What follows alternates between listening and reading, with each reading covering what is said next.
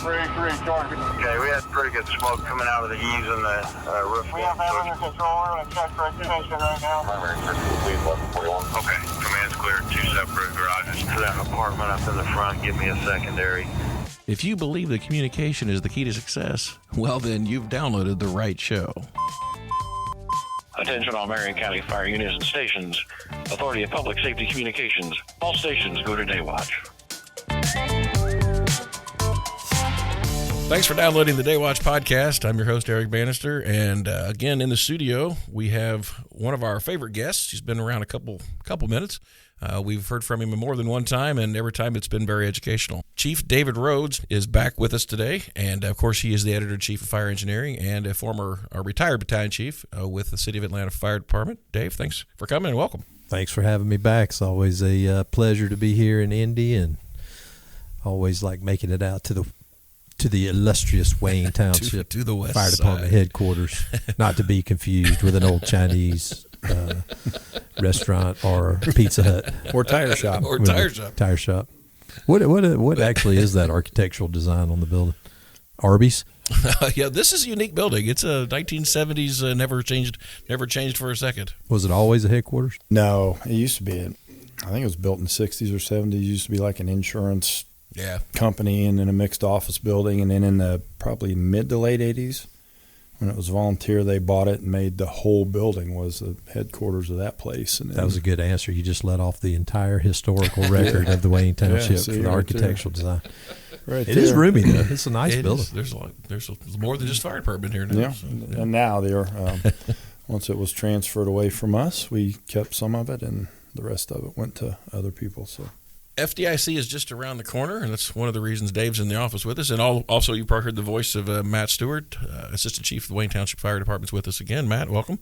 Thank you. Let's talk a little bit about the show. So we're getting ready to start. This is the week before the show right now. So, and things have been going on obviously for months and months and months. But let's talk about Monday. What are we doing for the HOTS classes this year? So we brought back. We have 20 HOT classes again this year. Same number as we had last year. A couple of new ones. We have a new tech rescue. It's common sense tech rescue, which is what you can do is like the first do engine and truck on things like car into a building, that type of stuff.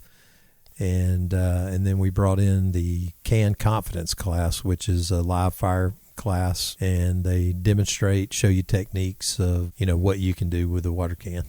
And so those are the two brand new offerings this year out of the 20. And then we have a couple of classes that are returning but have new lead instructors, because we asked the lead instructors to do something else for us that is new. So Lee Hollins, our long-time advanced extrication, and school bus extrication instructor, passed his class off to a new instructor. And then we moved him to a new format, which is called a HOT workshop. And this is where you get a little bit of classroom and a little bit of hands-on, and it's done at the convention center. For those of you who've been around since the beginning of FDIC in Indy, that was the way the first HOT class was. It was called Hot Tuesday, and it was all done in the parking lot of the RCA Dome at the time. So they were throwing ladders up against the building, and we were doing rope rescue, tying knots and anchor points. And so it's a little bit of a throwback to that. And then we also asked the illustrious Mike Champo, who has taught since the beginning and did Truck Company Essentials. He turned his class over to Sam Hiddle, and Mike came into the HOT workshop to do tower ladders. So we're offering 7 of those HOT workshops, which are really, all-star lineup. It's Brandon Maurer and Bob Morris doing forcible entry through the lock. Dennis Laguerre doing engine design, and then we've got the crew from FDNY Training that's doing their remote tactical training, where they teach you how to use an iPhone and a gimbal to live broadcast, a training lesson. We've got the UL boot camp, which is a 16-hour one. We said Lee Hollins with school bus extrication. It's just incredible. We are about 40 students short of a complete sellout of all 27 classes. That's fantastic. That's crazy. And so there's still a couple of spots in active shooter, which is being held at the Lucas Oil Stadium. And then there's a few spots in Laguerre's engine design class, and I think maybe 2 or 3 spots in the FDNY remote tactical training. I consider that a sellout. I mean, it's 90.47% sold out for all those tracks. So, are there any show estimates this year? I mean, we were on track last year. So we are we're tracking a little bit ahead, and then there's always a surge here right at the end. So it looks like we are going to be right at or close to the record attendance of all time. Well, we're back off of COVID. That's all pretty much in the rear window right now. So that's really getting people out and motivated. And of course, Indianapolis is known for its rain or shine ability to entertain people. So it's worth coming out for sure. Lucas Oil Experience. I heard that's pretty new this year. What's going on with that? Yeah, so last year we had the Fire Station of the Future in there, and they built out this huge footprint for a fire station. So our team got together and talked about what we could do for this year. And, FDIC is always known for training. The hands-on training obviously is sort of the signature type event, and all those instructors from all over the country. And then we have the workshops, pre-con, and then we have a couple of hundred of classrooms. So we wanted to continue to extend additional education into the actual expo. One of the things that people have told us is they like the interactive displays and stuff. So we worked with the exhibitors, and we're calling the Lucas Oil deal the Lucas Oil hands-on, or the Lucas Oil Experience.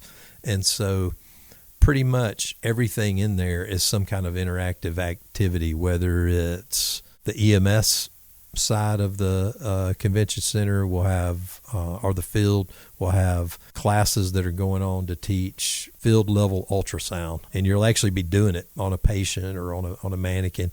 They got airway classes over there. And then in the health and wellness area, they're doing firefighter yoga. They're doing fitness classes. They got fitness equipment in there. So they're doing demos, and you can participate in like a 30-minute session, or you can just watch. And then we have the park this back with a stage, and we've got pretty good all-star lineup to do these like TED Talks in the park.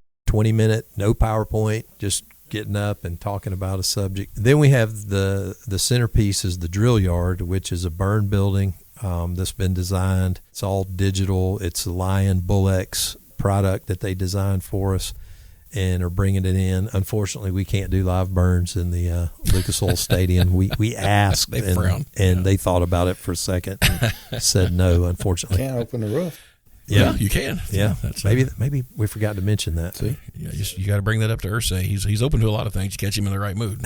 So we've got the burn building. We've got an extrication area, a rescue zone where we'll have a couple of cars. We've got forcible entry props. We've got electric car. We've got a hybrid cutaway car. So there'll be a lot of classes being put on in that drill yard. Some of them are vendor-led education, like Elkhart's doing their brass tacks and hard facts in that drill yard. The burn building can be used for fire attack, search and rescue. Again, it is simulation, but it's sets and reps for whatever deal. So we have women in fire teaching in there. We have ISFSI teaching in there. We've got a lot of local groups. Your guys, Todd Taylor's teaching in there, vehicle stabilization. And I think they may even be doing confined space rescue too. A lot of individuals. We've got the 3 smoke diver groups. The Georgia, Indiana, Oklahoma guys are doing a little search class in the drill yard. I think that's like one of the first ones on Thursday when the doors open.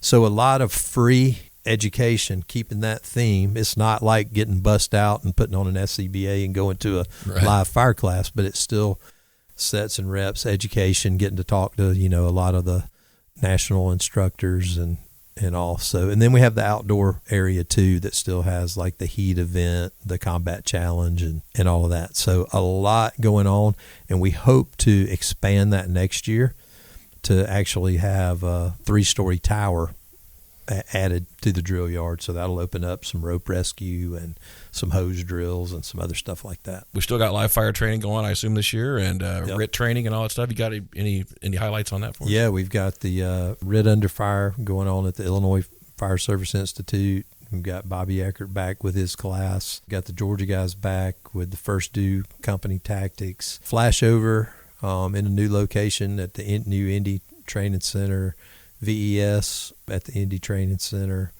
and then the CAN Confidence class. We actually have more live fire classes this year than we've had in probably seven years. That's great. Yeah. The only thing that really limits us is supplies, air packs and air trucks. And right. Well, I'll tell you what, if you haven't had a chance to be on the east side yet, Indianapolis' new training facility is state of the art. It's very impressive. Start to finish, top to bottom, as a hell of a facility. And really the UL, there's still a few spots in the UL boot camp that will be held out there. And UL has built a full-size house that they're going to do fires in. And this is their fire dynamics boot camp that Dan Madrikowski and Keith Stakes are in charge of. And it's a version of the one that they did around the country. They had to grant to teach this in every FEMA district, and it was train the trainer. Mm-hmm. So they did it. And once they did, then the funds were dried up. So you can't get this anymore.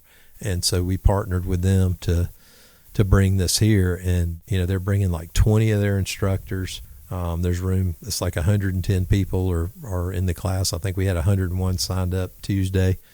So it's full, but it's stuff that you can, fire department instructors conference, right? So you want to come and get the stuff and take it back to your department as an instructor. So that was the kind of stuff we were looking for. And we're going to expand that next year on 25. We're going to expand the hot workshops a little bit, and we may even expand out of Monday and Tuesday. You caught my ear. I want to kind of go back just a little bit. You said that you've got the Oklahoma, Georgia, and Indiana smoke divers group working, and at least at Lucas Oil Stadium.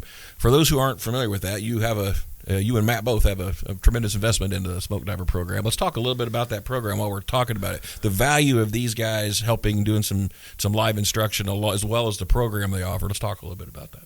Yeah, our program started as a state class in '78 by Cortez Lawrence, and went through a lot of different iterations, and in '95 actually ended up being shut down, and then came back in 2005. And it went from just a hard class. It was really an SCBA confidence class is what it was in the beginning in the 70s. They were using techniques that were learned out of the country by a few instructors that ended up developing a class in Florida. And then the Georgia folks went down and took the class. They were like, this is jam up, because, it's all, anytime a new piece of equipment comes along, it's like, hey, that thing's going to get you killed. And so we were in that transition of not wearing air packs, from air packs. And so this was really a survival course on air packs. And it was like emergency procedures and all that. From 2005 forward, it transformed into leadership, servant leadership, and still with the survival element, and a ton of emphasis on search. We saw that search quality was not good anywhere. And so we really brought an emphasis of being able to search above fire. It brought skills to people and got them the reps where, we've had researchers study the class and all, and it's kind of a unofficial deal that, like, the average person, the average firefighter, not somebody who's at the busiest company in FDNY or the busiest company in Indy or wherever, but the average person gets about 7 years worth of experience in 7 days. And that's what we're lacking nowadays, is decision-making experience. And obviously it's very physical, but it's very mental. It goes deep, deep, deep in the mental side of the job. And so it's one of those just weird deals is we're using fire drills and live fire, we're using PT, but we're really teaching you how to overcome adversity. And in the end, it's just incredible. Matt and I share letters all the time, and you're there to get people to make them better as firefighters. But what you end up doing is they start writing you how this class made me totally reevaluate my life, and it saved my marriage. It restored my relationship with my kids that I haven't talked to in 3 years. You just never know what it is, but they've never been challenged to that level. And that whole mental piece is there's not many departments that have the guts or fortitude to take somebody to that level, and it's a place where we can do it because we're independent. Right. And we do it very safely. There's 100 instructors for 40 students, and then by halfway through you're down to 20 students, and there's still 100 instructors, and there's a medical team, there's doctors. We're monitoring every morsel of food you eat and counting it and your hydration. So it's done in a very safe way and very controlled environment, but it's done so well that like you don't realize how safe it is when you're a student. It doesn't feel as safe. No, because it's like at a certain point, your instinct just takes over, but it's hard to get somebody. You can't get somebody to that level in a day of training. It takes the whole time, usually by the cumulative effect. Yeah, starting Sunday, and then about Wednesday is where the body's starting to break down and all. And we say all the time, it's like there are way more great firefighters that haven't been through that training than there are that have, but it's a personal journey to make you better. So, and there's a lot of great firefighters that have come and not been successful that make it, and there's some that's come 4 or 5 times before they were successful. So it's really about overcoming adversity, and that's a lost skill because we always talk about the trophy generations, and everybody gets a trophy and all, and it's like it doesn't matter if you're the son of the chief of the department or you're a battalion chief with whatever department you come down there, everybody's treated the same, and no barriers whether you're a female firefighter. We just had 2 female firefighters make the last class. That we had one. Well, it was the first time we've had 2 in a class, and both of them made it, and like they crushed it. I would say too that it's hard to explain, like when you're sitting in there and we have the group in there on Sunday and you're looking at 46, 48 people and you're trying to explain to them what's getting ready to happen. And to David's point earlier, there's no magic drills. There's no super secret, technical, it's searching, stretching hose lines. It's doing Denver and Nance drills. There's literally nothing there that people largely have window bailouts. Like there's largely everybody that goes and is like, hey, who's done window bailouts? Every hand goes up. Who's searched? Every hand goes up. So it's not new skills per se.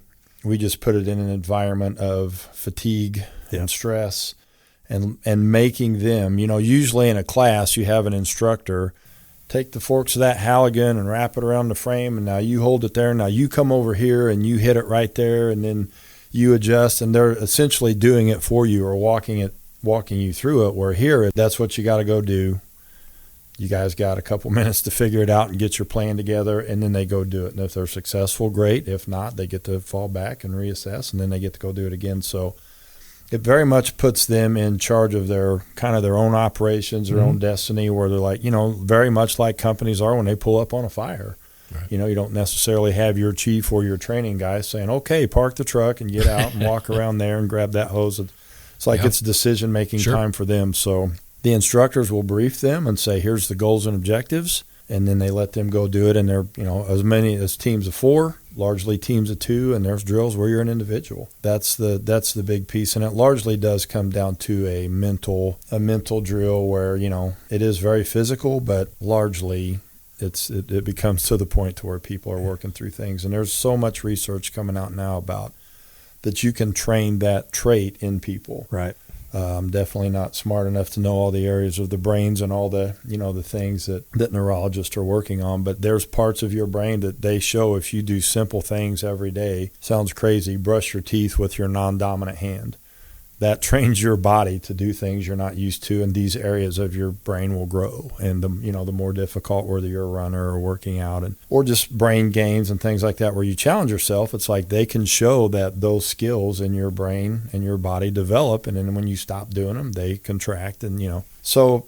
That's kind of largely the point of it, but it's hard to write that on a website and say this is what you're going to do, So it's but I will say real quick too, the I don't know if popularity is the right term, but the interest like into all the programs so far.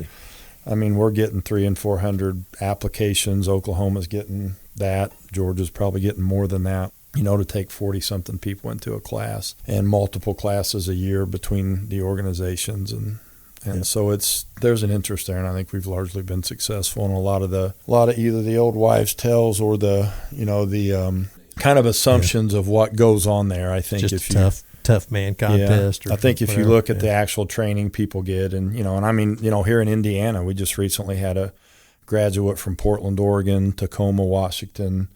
Our last couple classes, we've had multiple students from Toronto, Ontario, Canada, things like that. So it's, Georgia's taken all over, Florida, and then Oklahoma's getting, Arizona and things like that. So I don't know that we've got people in every state yet, but pretty close. We're getting pretty close. Yeah. Another thing that like it wasn't designed for, but it's definitely had an effect is with all the mental health talk and all now, it's that overcoming adversity and that resiliency that you're taught. You're not really talking about that in the class, but that is it. I mean, you're learning how to overcome problems. And, we noticed that like with rare exception, like most of our people are able to handle situations without, having a lot of issues, whether that's personal life issues or, job related issues. And I've told them for years in my little graduation speech that, there's no fire that is going to challenge you more than your own organization. At some point, you're going to get a bad assignment. You're going to go somewhere where you don't want to be. You're going to get promoted and get sent to the place that you're like, well, if I get promoted, there's only one place I don't want to go, and that's so-and-so, that's so-and-so. where you're going. And you open up your letter, and it's like, oh. Like the military. What do you want to do? That's not what you're doing. Yeah, it's like you try to reverse, psychology them, and then you tell them the opposite of what you want, and then that's the one time you get it, right? So there's all kinds of benefits. I don't want to be in extrication. I don't want to do rescue. No. Hazmat. Yeah, hazmat. And even the people that don't make it, like, I mean, we even get letters from them. It's like, I only made it through 2.5 days, but this is the best training I've ever had in my. I'm glad you brought that up because I would say you both have told me that you guys aren't just giving out T-shirts and hats, right? You got to complete the program to be a member of your organization, Correct. To be an alumni. But no one leaves there without learning something. Correct. If they make it, I would say if they make it out of day one or out right. of PT first day, right? They're doing something. There's no build up to education. It's education from the minute you guys honestly, hit the even ground. the bigger part is I never ran a marathon, nor do I plan to.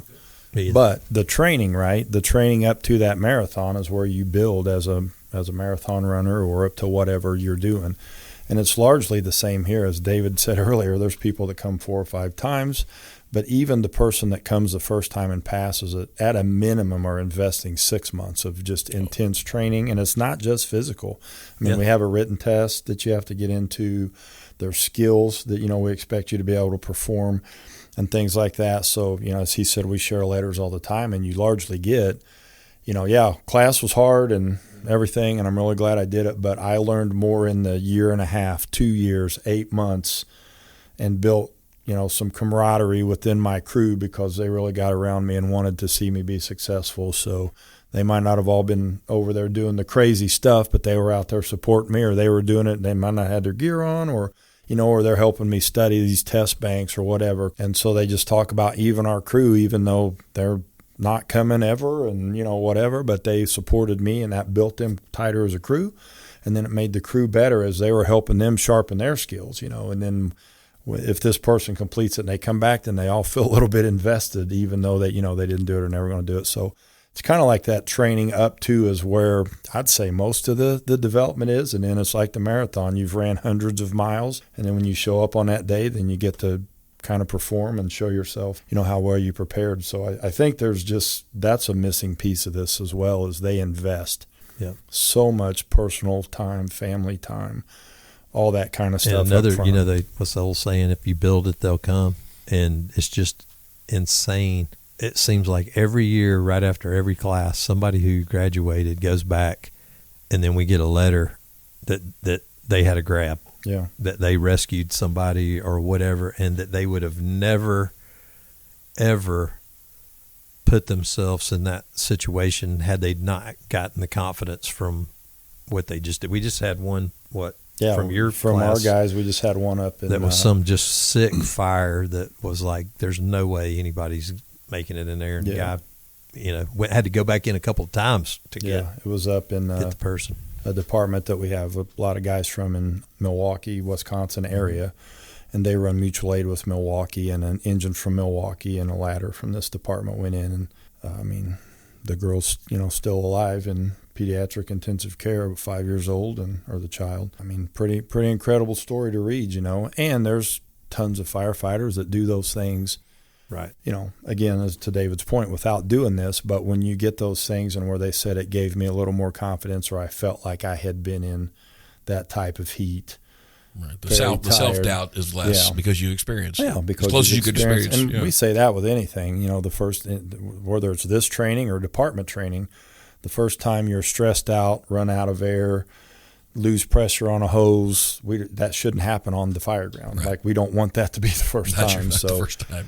So that's kind of the Rolodex is empty if there's nothing. Exactly. So if somebody wanted to find out more about the Smoke Diver program, be it anywhere that it's available, what's the best place to go? Any of the websites, they're all pretty much laid out the same. GeorgiaSmokeDiver.com, IndianaSmokeDiver.com. And they're all obviously they all kind of link to each other. Yeah. They've got links to everybody's programs, and then also, though they're not running programs yet, I think just a shout out to Wisconsin, who has kind of got one up and running, and they're they're a little bit of time away from actually hosting a class, but prepping people to come, doing fundraising. Yep. Colorado, Arizona, Idaho.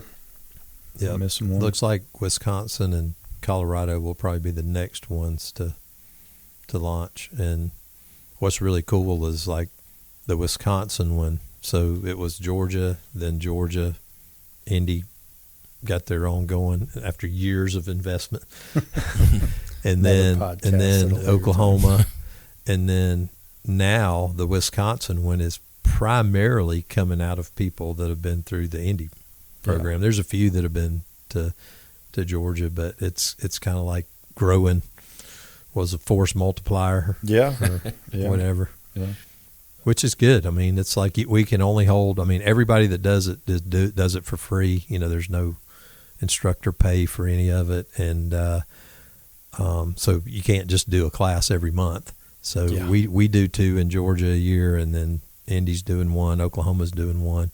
And we're actually getting ready with Oklahoma to do a joint class in the fall of 25. So, in an effort to, it's just, Georgia's got 1,000 plus. We're at about 125, and Oklahoma's, I think, in the 80s or 90s. So it's hard for the smaller programs to pull off double classes just because it's such a commitment. But we're going to pull our resources, and our first class is going to be there in Oklahoma.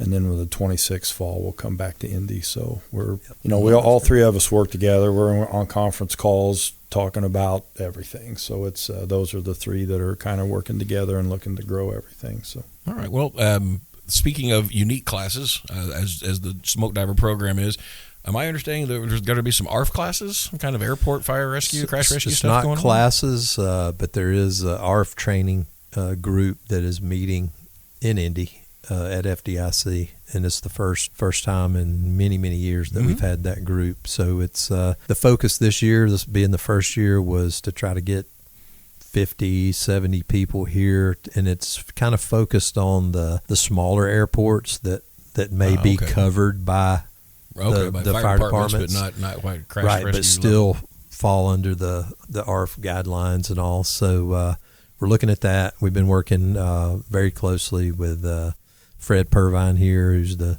chief out at the Indy airport. Of course, you guys know they're in the works of building a training center out there. So our goal is to start the interest this year with the ARF community, work closely with the larger ARF working group that's a national group, and then once that training center is finished, that we will actually have a full-blown conference just for ARF with hands-on training, because it'll be whatever the highest rating. So you'll be able to come and get your required burn in and all of that. So we're looking a couple of years down the road before we get to that level, but this is the initial stages of starting to get the right people here to make that happen. I don't know if all airports are like this, but they are the most excited about helping you train or learn about crash rescue stuff. Have always been. Ask them, and without question, they're going to say yes. We just got to figure out the right time and place. So with this training facility going up there, that is going to be an amazing class because those guys really, really love to share that knowledge, and it's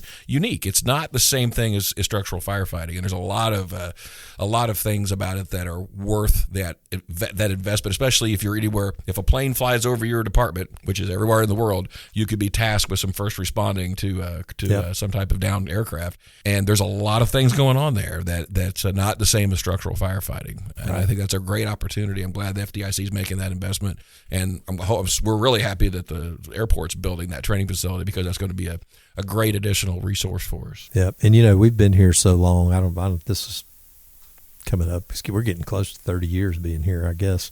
Oh yeah, every bit of it. It's getting close, and just the relationships with all the different departments, Indy, all the townships, and all is just.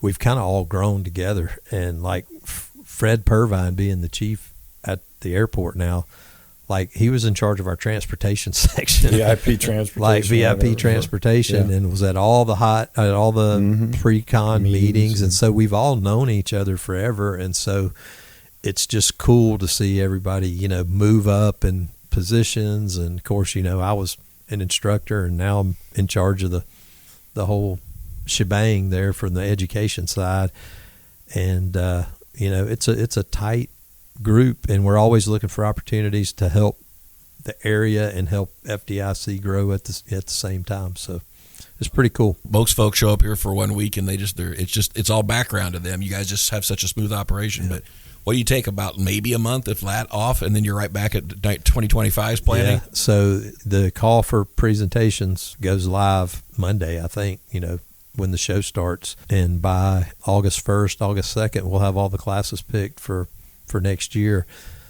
Then the planning process starts. So it's really not a whole lot of time off at all because it takes about a month of follow up to clean up all the pay for everything and do the reports and all that after the show, and then you're right into the advisory board and picking the classes. So it's nonstop, and we have tremendous staff, tremendous team of people that are working on it.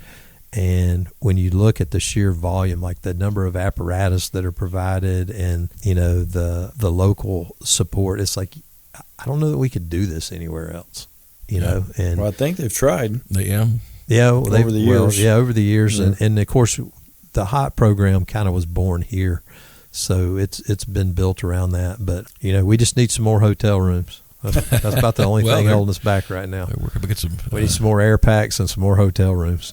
Yeah, air packs. And the thing about, if you look at the conference, because a lot of people say, I went to FDIC 10 years ago, or I went there, but if you look at the way the conference continues to evolve and kind of progress, it's like, just in the last few years look at all the, it used to be from Monday and Tuesday of HOT, and then you were in classrooms, and then they've added to HOT, and they've added classrooms to that. Now that's expanded later into the week.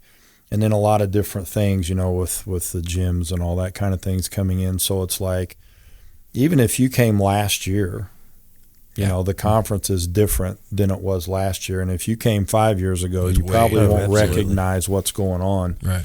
And so, it is truly a thing where if you come annually, or if your department can only afford to send you every 2 or 3 years, you're not coming to the same show every time. It's like, I get to go to Indy again and do this. It's like the show is really wildly changing and kind of morphing into whatever the fire service needs with, the batteries and just things like that. And UL NIST and all those findings like there. They're not still teaching what they taught, probably even 5 years ago, much less 10 years ago. Changes. So, come back as much as you can, just because it's a new conference almost every. It might be the same name, but it's a new conference almost every year, largely. Well, it's part of education in the fire services. It's continually evolving and ever changing. Now, we talked about this last time you're on, but it was worth repeating. If I want to be an instructor for FDIC, what do I got to do? You got to submit a proposal and follow our model that we lay out on there, which is depending on what you want to do. The call for presentations is open for hands-on training, and that's 4-hour and 8-hour formats, 55 students, and if it's an IDLH class, usually right around 10 instructors. And if it's a non-IDLH class, somewhere around 6 instructors. And then we take proposals for the workshops, which are 4-hour classrooms. They can be interactive, but everything's done in the classroom. So that's like your command simulations and maybe tabletop exercises, that type of stuff. And then we take proposals for the hour 45 classrooms, which is strictly just a lecture in front of the classroom. So those are the 3. We are not taking proposals for the hot workshops yet, because we're still custom building those until we get that nailed down. Once those get going, though, I think you're going to start seeing a lot of interest in that for sure. Yep.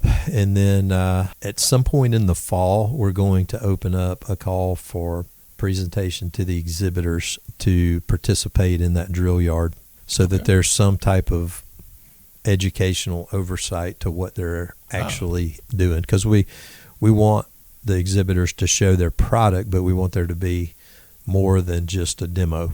We want it to be some part of some educational value to it. And a lot of times, they have the industry expert who designed the product, and we keep that out of the regular education track, because we don't ever want any of our classes to become a sales pitch presentation. Right. Sure. But there's times where the industry is in the know, and you need to hear from the industry. So that's one of the reasons we kind of moved to that drill yard format, is to have an outlet for that. Well, that's usually the flash and the fun stuff when people think about hot classes and all that. But the lecture, the going from room to room starting Wednesday after opening ceremonies, that's some of the finest training you're going to get. Yeah, we have a wide area of topics, everything from, venting the roof to fire prevention to community risk reduction to truck maintenance. I mean, we got it all.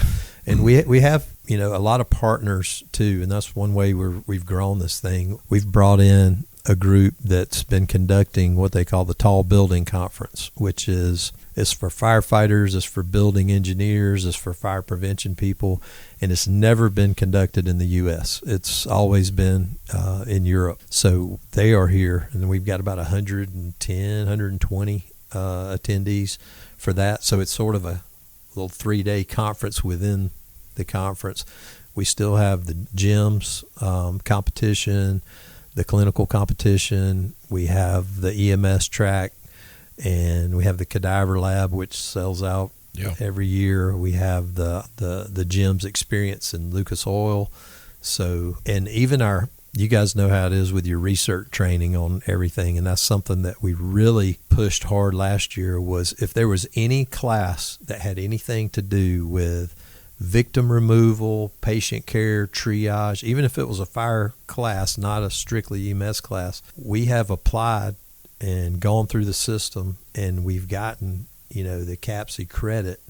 So there's a little, it might say, down and dirty search and rescue, and you'll see a little EMS symbol by it. That means you get EMS credit for that class. That's fair. I don't know about you guys, but I'd rather get my credit like that than the way we have to get it a lot of times. For sure. So we have that going on. We have Women in Fire has their leadership conference within our conference. We got ISFSI, who has their annual meeting conference. We've got the Air Force Reserve Fire Chiefs doing their annual training for 3 or 4 days. We've got the DOD. We've got the Army group. We've got the National Association of Training Center Directors. And you already talked a little bit, but the ARF thing will be building out in the future, the ARF program and that thing. And this will be their initial kickoff meeting. Then we have the Metro Chiefs, who have their own work group that come here, and they set their own agenda, and it's a chance for them to talk about like super pressing issues. I think last year was like the community paramedicine and everybody's getting flooded with public health issues, really. Sure. And so it's like, how do we deal with this? Like, can an engine really run 10,000 calls a year? And, for sore throats. And so it's like, how do we deal with that? So they look for the industry leaders that are out there that are having the best successes, and they bring them in to talk to the Metro Chiefs. And you have to be a department of a certain size to qualify to even get the invite to that. And the same with the ARF. You have to have certain criteria to meet to that. So we're always looking for other groups to partner with. And again, I've said it 100 times. Go to your local training conferences wherever you live, support them and get the training. But this is one place where the entire fire service comes together, from the U.S. Fire Administration to the people who build the fire trucks to the down and dirty search guys from wherever, to water supply, to flashlights, to Halligan. I mean, the entire fire service is here and accessible.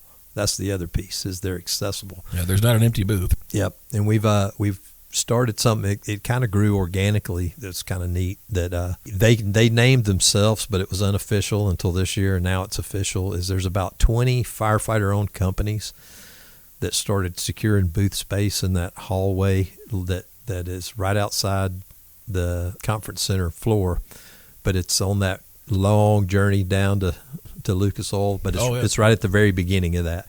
And they started calling themselves Firefighter Row. So now that's actually branded as Firefighter Row, and it's all firefighter-owned companies. So they have their own spot on the app. That's and cool. then there are other firefighter-owned companies throughout the LOS and the Indiana Convention Center that aren't on that row, but they're all listed in our app as firefighter-owned companies. So it's a special, shout out to them, and that's a pretty cool addition. And there's a couple of like mental health groups and different stuff in there that they're doing some fundraising.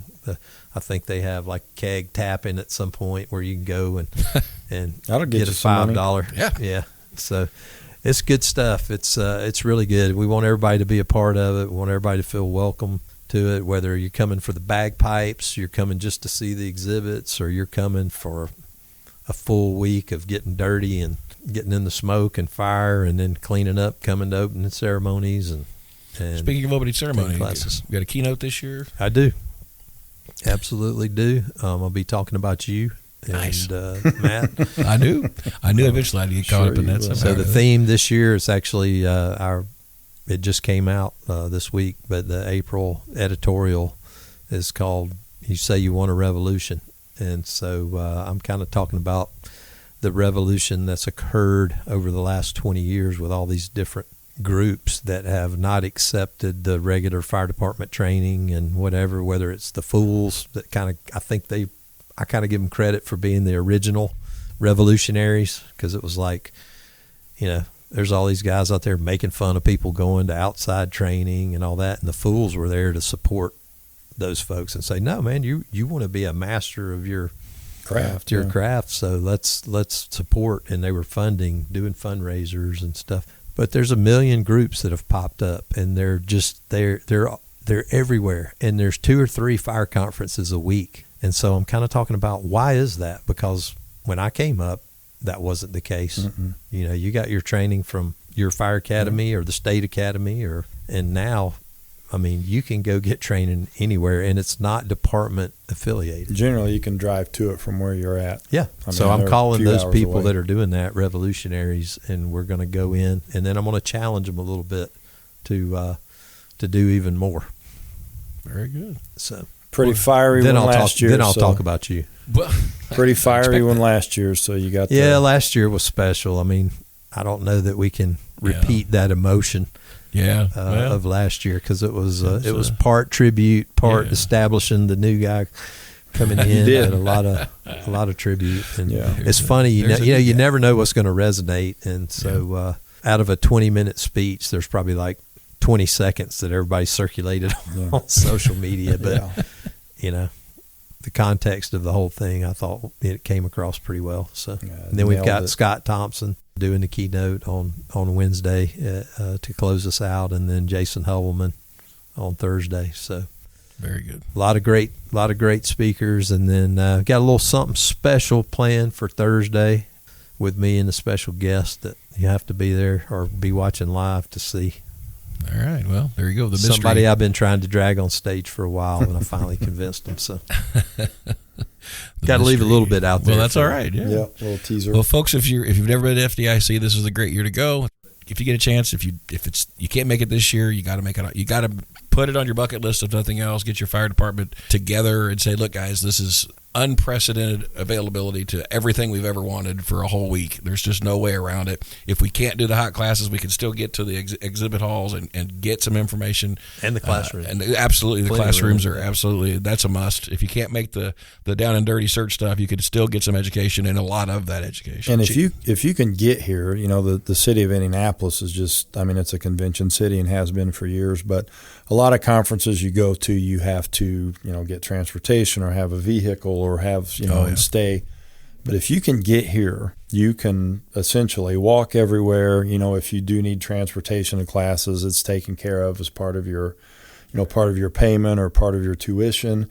Just the nightlife, just every part of it. You just need to get here, and then they pretty much line everything else up for you, and the fire engineering machine takes care of everything else for you. So it's like, if you can just get here, then everything else kind of falls into place for you. And so it's just a very unique experience. I think everybody in this room has been to other conferences and trainings and things like that, and as David said, I think a lot of them are good, but this one is just uniquely positioned in this city. And the machine that they're building is just incredible to see. So you definitely, like you said, want to put it on your bucket list. Yeah, it's worth it. It's worth it if you've never done it. If you've done it 100 times, it's worth doing 101. Yep. Chief, thank you so much for joining us today. We appreciate you coming and talking to us. Thanks, if there's anything else you want to talk about while I got you, please, let's talk about it. No, I'm good. I tell you, it's been a whirlwind year. So the first year is gone by fast. Again, we're constantly looking at ways to make the show better, to make the magazine better. If you've noticed, this March was the first. We had a little bit of a redesign, new interior layout, and notice you had some antique magazines over here. I was thumbing through earlier from 1969. So it's just incredible. You've been around since 1877. That's incredible. And we still have it going, still devoted to the interest of firefighters all over the world now. I'm enjoying it, but it's a lot for sure.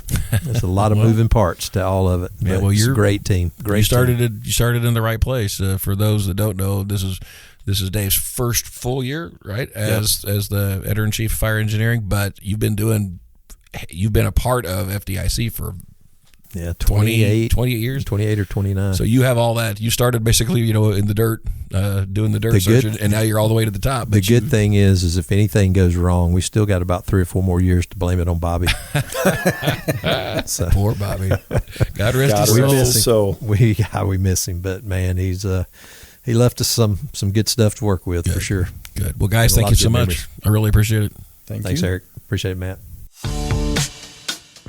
Thank you so very much for downloading the Daywatch podcast. It is our sincere hope that this podcast increases communication and develops greater transparency between the administration and the employees. If you're not a member of Wayne Township Fire Department but have a suggestion for our show, hit the contact button at waynefire.org.